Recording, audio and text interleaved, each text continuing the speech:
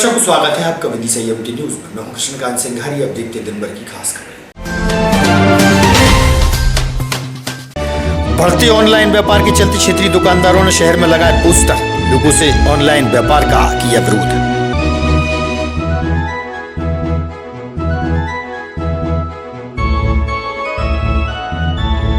चीनी सामग्री का विरोध करते हुए भारत तिब्बत संयुक्त संघ ने जलाया चीन का पुतला, चीनी सामग्री का हुआ बहिष्कार।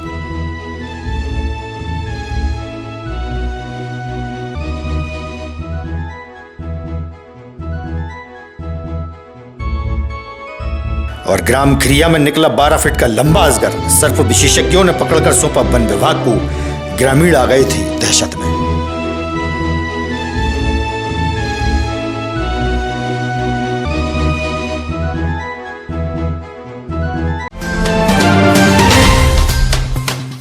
अब खबर विस्तार। बढ़ते ऑनलाइन व्यापार के चलते विदिशा के क्षेत्रीय व्यापारियों द्वारा विरोध किया गया। वहीं नगर के प्रतिष्ठित व्यापारियों ने लोगों से अपील की है कि अपने ही क्षेत्र के दुकानदारों से सामान क्रय करें, ऑनलाइन सामग्री का विरोध करें।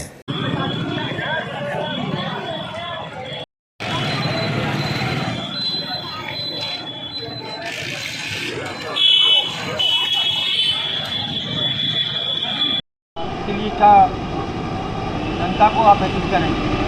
सबसे पहले तो आने वाले जो हमारा त्यौहार है धनतेरस, चौदस और दीपावली, जो कि हमारे धर्म का सबसे बड़ा त्यौहार है, मैं अपने विदिशा के नागरिकों से अपील करना चाहता हूं कि पिछले 2 साल से कोरोना बहुत तेज़ी से हमारे यहाँ था, बाज़ार बंद थे, बाज़ार का काफ़ी नुकसान हुआ।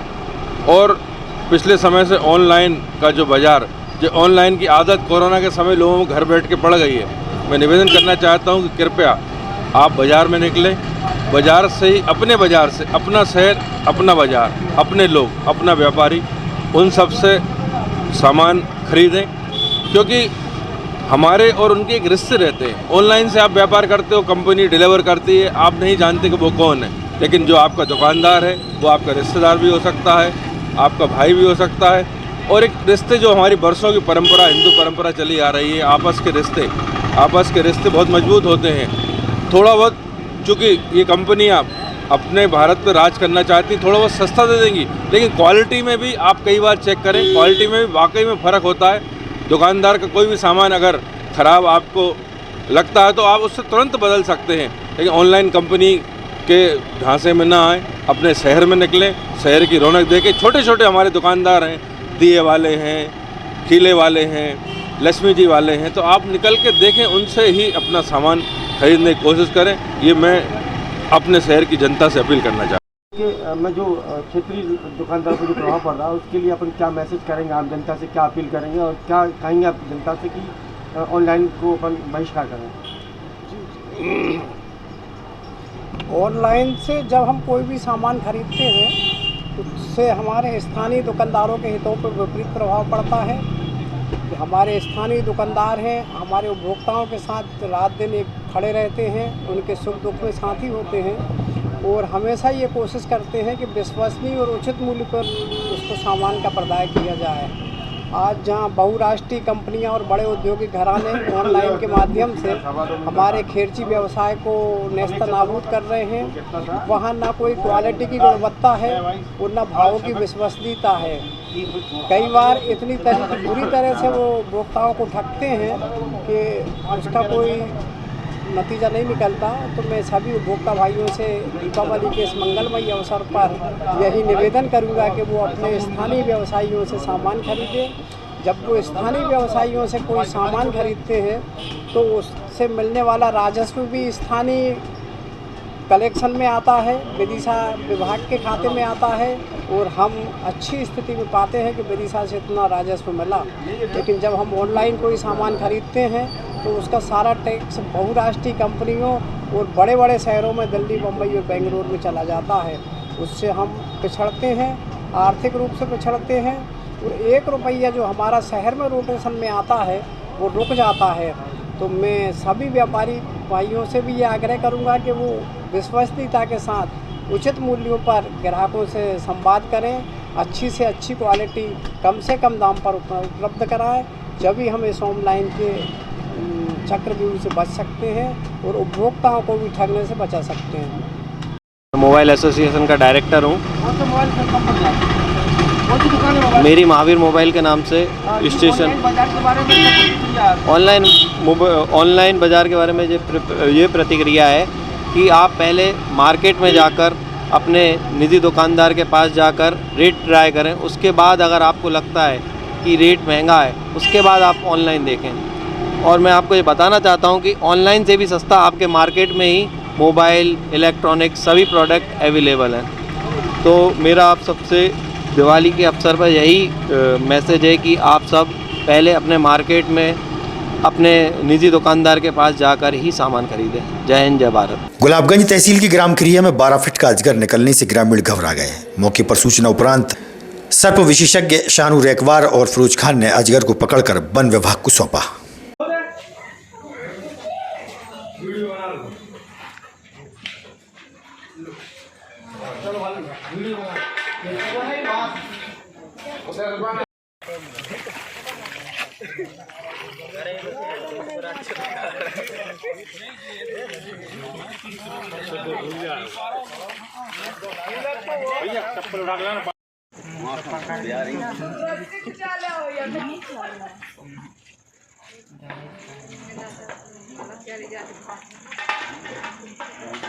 घरे में डालने में तो मजा आ जा बाबा। काय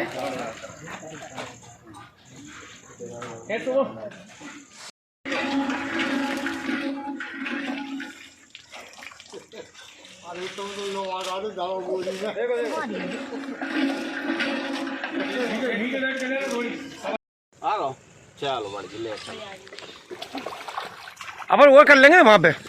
बेटा बेटा तुम पीछे भैया, तेरा नाम क्या बेटा? हटी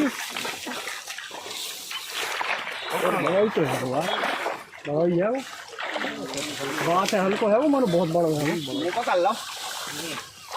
छोटा है तो जो छोटा है वो बात छोटा है वो बात बहुत बड़ा दिख रहा है। पागल बनाओ तो आओ आ जाओ साहब वो तो बोलने ले गई है। आओ करो मोहम्मद छोड़ दियो फोटो ले ले भैया। मैं शानू रेकवार हैं। फिरोज भाई, ये सांप है, ये कौन सा सांप है और कहाँ से पकड़ा है आपने? ये इंडियन रॉक पाइथन है, जिसे पहाड़ी अजगर भी कह सकते हैं। ये ग्राम खिरिया में तहसील गुलाबगंज, ये भानु प्रताप सिंह जी के खेत से इसको रेस्क्यू किया है। इसकी लंबाई 10 से 11 फीट है और इससे पहले भी एक पाइथन रेस्क्यू किया था जिसकी लंबाई 15 फीट थी। वैसे जो सांप आपने पकड़ा है, अजगर, जंगली अजगर पकड़ा है, इससे क्या नुकसान होने की संभावना रहती है? जानवरों को निकल जाता है। अच्छा। कुत्ता बिल्ली जानवरों को निकल जाता है, सियार को निकल जाता है, गाय के छोटे बछड़े या बकरी के बछड़े इनको निकल जाता है। तो आपने किस तरीके से इसको रेस्क्यू किया? शानू रेकवार ने उसको झाड़ियों में जाके उसको आसानी से रेस्क्यू कर लिया, पीछे से हमने सपोर्ट कर दिया, हो गया। भानु प्रताप सिंह डांगी, कौन सा गांव है? ग्राम खिरिया। विदिशा से कितने किलोमीटर दूर? विदिशा से है 22 किलोमीटर दूर। तो यहाँ पूरब पर में क्या दिक्कत थी? क्या खेत में क्या था? खेत में जो धान कट रही थी हमारी, मजदूर काट रहे थे, एक पार थी उसके बगल में ये अजगर टाइप का ये चीज। भानु प्रताप जी, ये जो सांप है कौन सा सांप है? अजगर बोलते हैं, कोई चिट्टी सांप भी बोलते हैं। अब तो पहले भी आपको खेत में कुछ और भी अजगर? हाँ, पहले भी निकला था एक, इससे कम से कम तिगना बड़ा। तो ये आपने किसके माध्यम से पकड़वाया इसको? ये क्या नाम है? फिरोज भाई शानू रेकवार। हाँ, फिरोज भाई जो पहले भी आए थे वो अभी भी फ़ोन किया, शानू रेकवार। तो ये तुमने शानू रेकवार है या फिरोज खान है, इनके अलावा जो जिम्मेदारी फास्ट विभाग की, क्या उससे आपने चर्चा की थी फास्ट विभाग से? उनको लगाया था ना फोन? नहीं, उनको लगाया था फोन लगा। क्या रहता उनका? यही भी इनको पहुंचा है, उनने बात करवाई थी। अच्छा। हाँ, और पहले भी आ चुके हैं जी लोग, सांप वगैरह भी पकड़े इनने। तो यहाँ पे जब तक ये सांप पकड़ाया नहीं था, जब तक गांव वालों की स्थिति क्या थी? सब थे आसपास खड़े थे, वहीं देख रहे थे उसको, भग ना जाए कहीं, डरे हुए भी थे। वहाँ कटाई चल रही थी धान की। नुकसान क्या करता है ये? नुकसान तो शायद हमारे हिसाब से कुछ नहीं करे, मान लो भारत तिब्बत संयुक्त संघ के तत्वाधान में आज माधवगंज पर चीनी सामग्रियों के बहिष्कार करते हुए चीन का पुतला दहन किया गया। आज के ही दिन सन 1962 में चीन ने भारत पर आक्रमण किया था। विरोध स्वरूप चीन का पुतला दहन हुआ। इसने पूरी दुनिया की मानव जाति को संकट में डाल दिया, जिसके कारण पूरी दुनिया न केवल अर्थव्यवस्था जो है भंग हुई, बल्कि तहस नहस जनजीवन हो गया। ऐसे दुष्ट देश का आज पुतला दहन यहाँ पर किया गया है। आज के कार्यक्रम में उपस्थित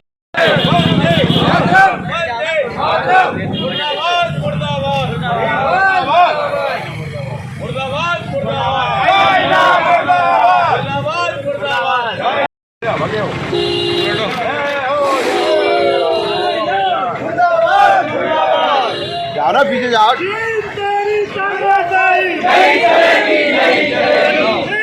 अरे पीछे भाई जाओ। क्यों जला रहा है, क्या संदेश देंगे आप? आज चीन का पुतला दहन किया गया 20 अक्टूबर 1962 को। चीन द्वारा हमारे भारत देश पर आक्रमण किया गया। हमारे भारत देश की कई भूभाग पर उन्होंने कब्जा किया और इसलिए आज पूरे भारत देश में हर ज़िले में हमारा पुतला दहन चीन का किया गया है। और हमारी जनता जनार्दन से, भाई बहनों से आग्रह निवेदन भी किया गया है कि हमारे दीपावली के इस त्यौहार पर चीन से बनी हुई वस्तु, चाहे वो पटाखे हों, चाहे कपड़ा हो, चाहे हमारे बिजली का सामान हो, उसका बहिष्कार किया जाए, उसकी खरीदी ना किया जाए। हमारे भारत देश से बनी हुई जो वस्तुएं हैं उनका उपयोग किया जाए, उनकी खरीदी की जाए, क्योंकि भारत देश जो है वो एक ऐसा देश है कि उस देश में सारी वस्तुएं बनती हैं। ऐसी कोई चीज़ नहीं जो देश में ना बनती हो। इसलिए हमें चीन की वस्तुओं की कोई ज़रूरत आवश्यकता नहीं है। और हम चीन को अगर कड़ा जवाब देने का काम करेंगे तो निश्चित हम सब लोगों को एक होना पड़ेगा और एक होकर उनकी जो वस्तुएं उनका बहिष्कार करना होगा। आज ही के दिन भारत की सीमाओं पर चाइना ने कब्जा किया था और संपूर्ण देश में भारत तिब्बत जो मंच है उसके अंतर्गत पुतला दहन का कार्यक्रम होता है। आज यहाँ पुतला दहन हुआ है और पूरी दुनिया में मानव जीवन जिसने संकट में डाला, ऐसे देश के खिलाफ पूरी दुनिया को कार्रवाई करना चाहिए। भारत ही देश नहीं, संपूर्ण राष्ट्र को इकट्ठा होकर दुनिया के नक्शे से चाइना को हटा देना चाहिए। आज के दिन सभी मित्रों ने ये संकल्प लिया है कि दीपावली का पावन पर्व हो या सामान्य जीवन में भी चाइना से आया हुआ सामान, चाइना से बना हुए सामान को बहिष्कृत करेंगे, कोई भी उपयोग नहीं करेगा। वो वास्तव में चाइना की अगर कमर तोड़ना है तो उसको आर्थिक रूप से कमज़ोर करना पड़ेगा। आज के दिन सभी मित्रों ने सहयोग लिया, सभी मित्रों ने जो है संकल्प लिया है। मैं सभी को धन्यवाद देता हूँ। विदिशा के उदयगिरी क्षेत्र सुनपुरा पंचायत में महाकाल ग्रुप द्वारा स्कूली छात्र छात्राओं को ड्रेस का वितरण किया गया। इस अवसर पर पूर्व नगर पालिका अध्यक्ष मुकेश टंडन सहित पार्टीजन उपस्थित रहे।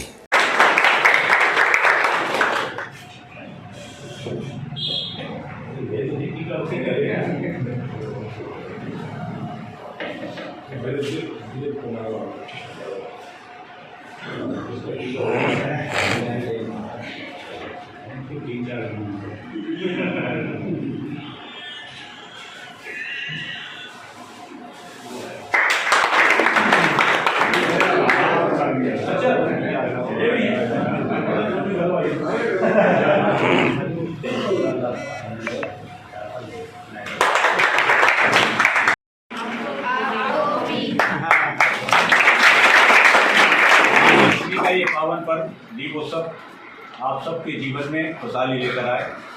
आप खूब अच्छे से पढ़ो। वैसे भी मैं सोच रहा था एक दिन कि इस पंचायत में सर्वाधिक सेवा के कार्य क्यों होते हैं।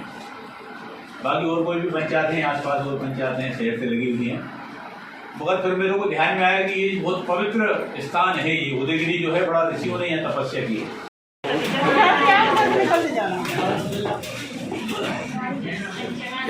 हाई सेकेंडरी स्कूल की बिल्डिंग नहीं प्रस्तावित है, मगर पुरातत्व विभाग के नियमों के चलते हुए कहीं ना कहीं व्यवधान हो रहा था। मैंने अभी बात की है तहसीलदार मैडम को और कहा है कि इसकी 8 दिन के अंदर जगह आवंटित हो जाए। इसके साथ ही पुरातत्व विभाग के अधिकारियों से भी बात करेंगे। यहाँ पर आसपास अनेक जो है भवन बने हुए हैं पक्के, उनके खुद के संग्रहालय उन्होंने पक्के बना रखे हैं। शिक्षा का मंदिर बनाने में कोई रुकावट ना हो, ये उनसे बातचीत करेंगे। वो वैसे भी पुरातत्व विभाग के जहाँ जहाँ स्थान हैं वहाँ आसपास सब जगह पक्के निर्माण कार्य हैं। कोई ऐसी दिक्कत मुझे नहीं लगता कि पुरातत्व विभाग को भी जाएगी। मैं महाकाली युवा संगठन उदयगिरी का अध्यक्ष हूँ। जी, आज यहाँ पर क्या कार्यक्रम था और क्या कौन आया था इसका? ये महाकाली युवा संगठन उदयगिरी लगातार निरंतर कई वर्षों से दीपावली के शुभ अवसर पर शिक्षा के क्षेत्रों में कार्य करता रहा है। उसी विषय को लेकर आज भी महाकाली युवा संगठन उदयगिरी द्वारा सोनपुरा स्कूल के हाई स्कूल की 40 छात्राओं के लिए यूनिफॉर्म वितरित की और इसके मुख्य अतिथि थे आदरणीय भाई साहब श्री मुकेश टंडन जी। ख़त्म करने की बात कही है, 8 दिन के अंदर बिल्डिंग को आवंटित करने की बात कही है, उनका भी मैं बहुत बहुत धन्यवाद देना चाहता हूँ।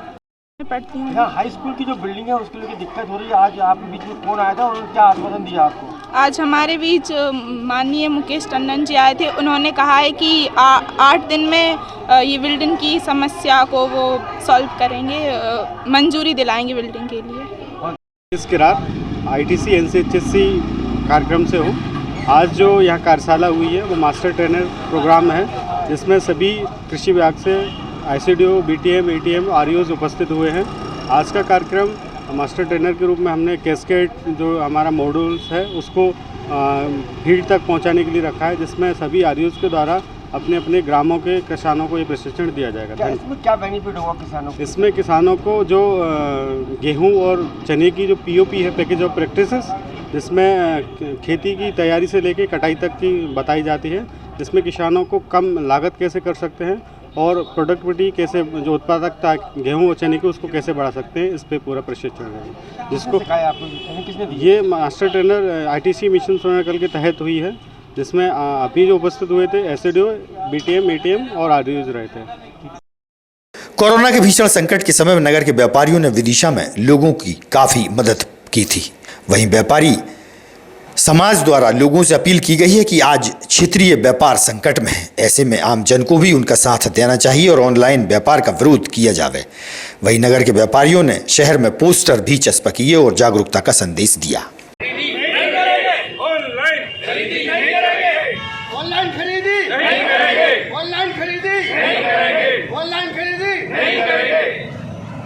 विदिशा चैम्बर्स ऑफ कॉमर्स आज के संबंध में ये आप बैनर लगा रहे हैं और किसका विरोध कर रहे हैं? हम शहर के नागरिकों से अपील कर रहे हैं कि आप शहर से ही सामान खरीदें, क्योंकि बाज़ार में आप आएंगे तो बाज़ार में रौनक रहेगी, शहर का व्यापार शहर में ही रहेगा।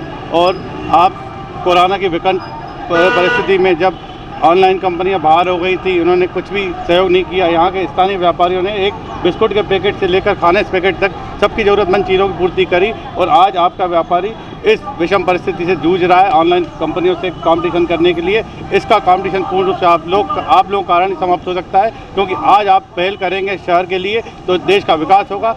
एक हमारी छोटी पहल है कि सभी से अपील है कि आप लोग शहर से माल खरीदें, बाज़ार में आइए, बाज़ार रौनक रहेंगी, उससे व्यापारिक व्यवसाय चलेगा और एक परिवार आपके माध्यम से चलता है व्यापारी का। जय हिंद, जय भारत।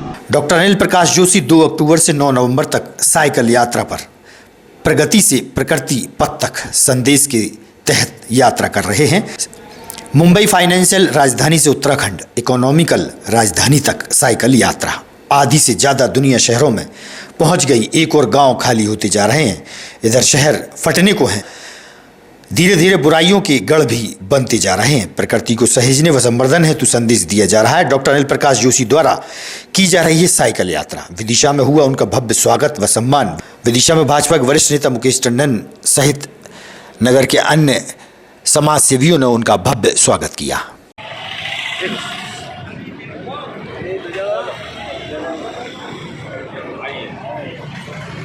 प्रकाश जी जोशी पद्मश्री आपको भारत सरकार ने नवाजा है। पर्यावरण के संतुलन के लिए ये जो असंतुलित मौसम का माहौल हो गया है, पहाड़ और समुद्र के बीच जो संतुलन होना चाहिए, पर्यावरण का जो संतुलन होना चाहिए, वो असंतुलन हो गया है।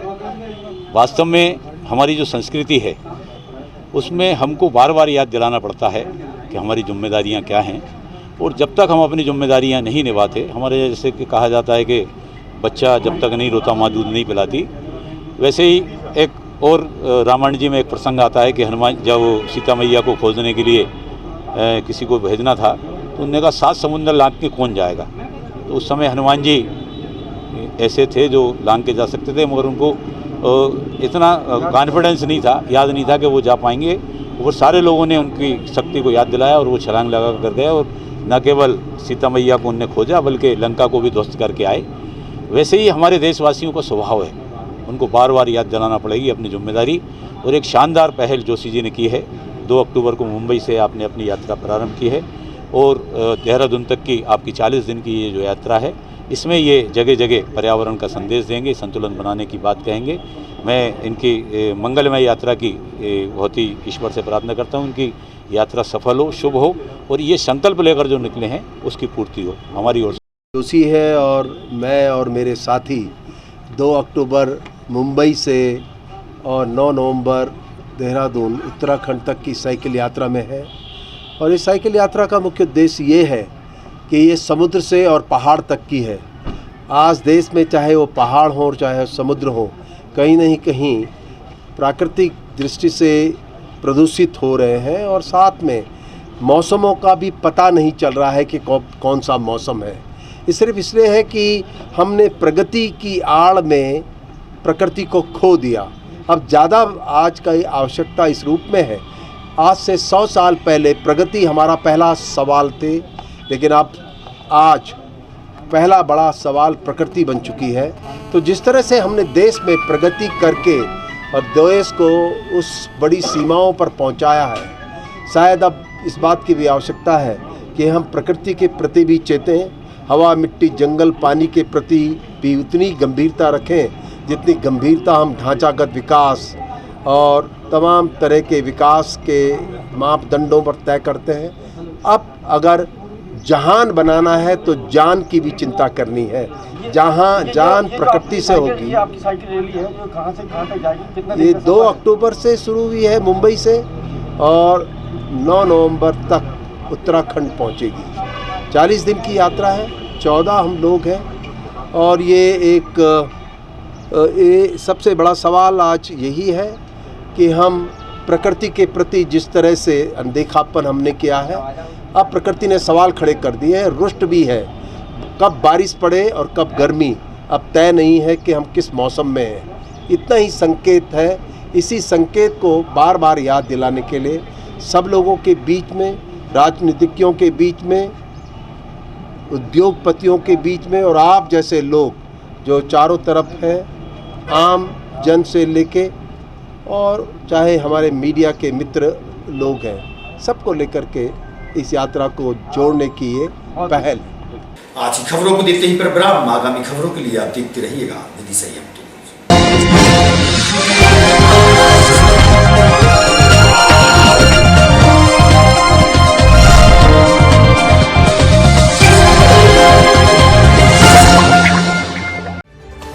खबरों में फिलहाल इतना ही। शहर की ताज़ा तरीन खबरें अब आपके मोबाइल पर भी उपलब्ध है। YouTube पर EMT News 24/7 को सब्सक्राइब करें और जानें शहर की ताज़ा तरीन खबरें।